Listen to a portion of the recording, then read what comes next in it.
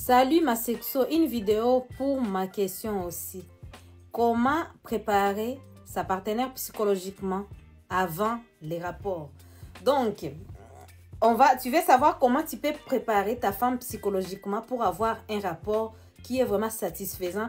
Les rapports dans lesquels la madame va avoir beaucoup de plaisir et toi aussi vous allez libérer les hormones, les endorphines, la dopamine, les anti-stress et vous allez avoir vraiment un couple génial. Et c'est vrai que ça ne sera pas à chaque rapport, mais en tout cas à chaque fois quand vous avez l'occasion, vous les ferez et ça sera juste waouh. Donc je suis Joyce et je suis ta sexothérapeute préférée. Donc comment préparer cette femme pour qu'elle soit prête, ma femme? Et comment la faire? La première des choses, il faut faire en sorte que vous puissiez vivre une relation qui est saine.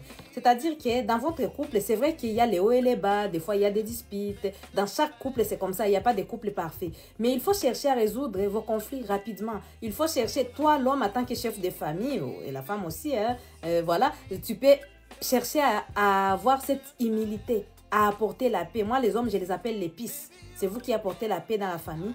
Et les Joyce, c'est des femmes. Vous apportez la joie dans la famille. Donc, en tant que chef de famille, tu joues ton rôle. Essaye de créer l'harmonie.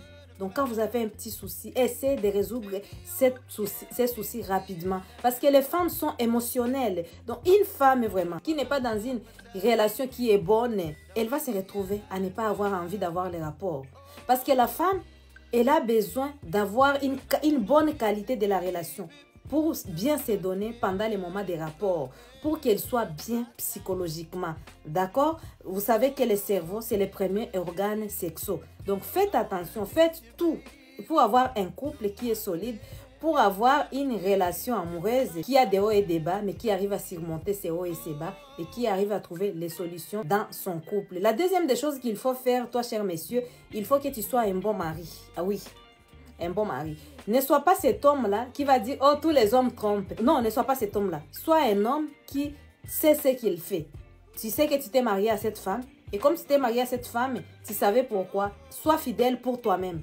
Ne sois pas fidèle pour ta femme. Sois fidèle parce que tu es un homme digne. Tu apportes la paix dans ta famille. D'accord? Sois un bon père de famille si tu es un papa. D'accord? Quand tu reviens, achète des petits cadeaux à tes enfants. Achète des petits cadeaux à ta femme. Ça peut être un bonbon, même si ça va coûter 1 euro. Même peu importe ton budget, fais des efforts. Apporte à ta femme des petits cadeaux, etc.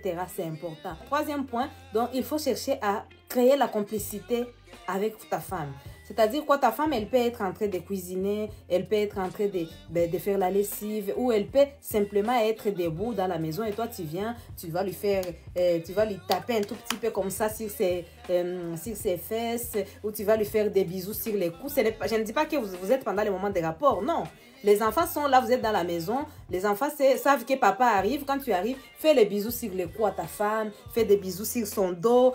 Et puis tu vas venir par exemple avec un de tes fils. Tu vas dire, ah maman est là, attends, je vais lui faire une surprise. Et que tu arrives derrière ta femme, tu embrasses comme ça ta femme et ton fils voit cette harmonie. Les femmes aiment beaucoup ça. Quand tu es dans les chemins, tu la prends par la main. Il ne faut pas avoir honte d'elle. Tu la prends sur la hanche. Tu es en train de la préparer. Donc tout ça, ça va jouer sur la qualité des rapports sexuels que vous allez avoir. Donc peut-être que c'est banal pour toi, mais c'est important.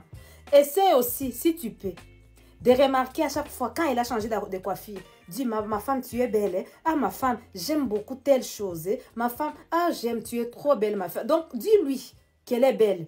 Ne te dis pas que non, je lui ai déjà dit, non, elle le sait. Non, exprime-toi. Exprime-toi. D'accord? Vous savez que Dieu connaît nos besoins, mais nous faisons quand même nos demandes auprès de Dieu. Alors que lui, il est suprême, il connaît nos besoins. Mais il faut dire à ta femme qu'elle est belle. Les choses que tu trouves belles sur elle, n'hésite pas à lui dire. N'oublie pas de lui dire que tu l'aimes. Parce que c'est vrai que vous, les hommes dans ma communauté, la plupart d'entre vous, vous n'avez pas reçu cette éducation. Peut-être que vos parents ne vous disaient jamais qu'ils vous aimaient. Voilà. Comme vous n'avez pas reçu cette éducation-là, c'est difficile que vous puissiez reproduire ce que vous n'avez jamais reçu. Comme vous avez cette conscience, il faut faire les efforts. Ce n'est pas parce qu'on n'a pas reçu une telle ou telle éducation qu'on ne peut pas apprendre. Ce qu'on n'a pas reçu, on apprend à les faire. Donc, dis à ta femme que tu l'aimes de temps en temps. Bébé, je t'aime. Écris SMS. Bébé, je t'aime. Quand tu arrives, tu dis, bébé, tu sais que je t'aime, vous êtes à la maison. Même si vous êtes en train de faire autre chose. D'accord? Toutes ces choses-là, ça prépare la femme. Toi, tu vas penser que dans le quotidien, comme ça, c'est rien. Non, ça prépare la femme au moment des rapports. Les rapports, c'est d'abord, ça joue avec d'abord la psychologie. C'est une affaire de psychologie. Tu es avec les enfants, joue avec les enfants. Voilà. Ta femme, par exemple, je suppose que vous n'avez pas de femme de ménage. Elle a beaucoup de choses à faire. Pour la préparer psychologiquement, il faut éviter qu'elle puisse faire trop de ménage. Non. Parce qu'elle va se fatiguer et psychologiquement, elle ne pourra pas te donner pendant les moments des rapports. Parce qu'elle sera déjà trop fatiguée. Si vous n'avez pas de femme de ménage, essaie, partager. Donc, va collaborer avec ta femme.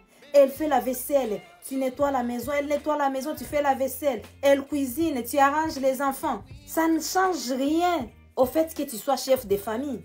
Au contraire, tu es un fils. Et que comme tu aimes ta femme, tu l'aimes beaucoup.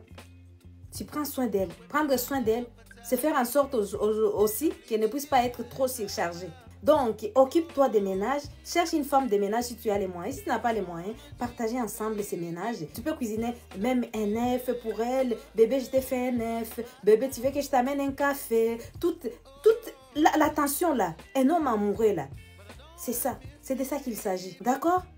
Donc, sois cet homme-là pour toi. Tu ne le fais pas pour ta femme. Fais-le pour toi. Quand tu le fais pour toi, en tant qu'homme, en tant qu'épice, ça va aller impacter la vie de ta femme. Et si ta femme, elle est impactée positivement, ça sera juste génial pour votre vie de couple, juste génial pour votre vie de famille. Et tu verras, ça va être une femme qui va être libre pendant les moments des rapports. De temps en temps, vous êtes avec les enfants, tu danses avec elle.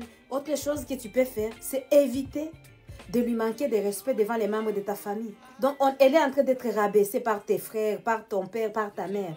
Tu ne prends jamais ta défense. Il faut parler, il faut dire à ta famille de laisser ta femme. Si tu ne prends pas la défense de ta femme, le problème est que, d'ailleurs, si toi-même, tu pars encore accuser ta femme devant tes parents, le problème est que toi, tu pourras pardonner ta femme, mais tes parents, ni tes frères et sœurs ne pourront jamais le faire. Et aussi, il faut donner.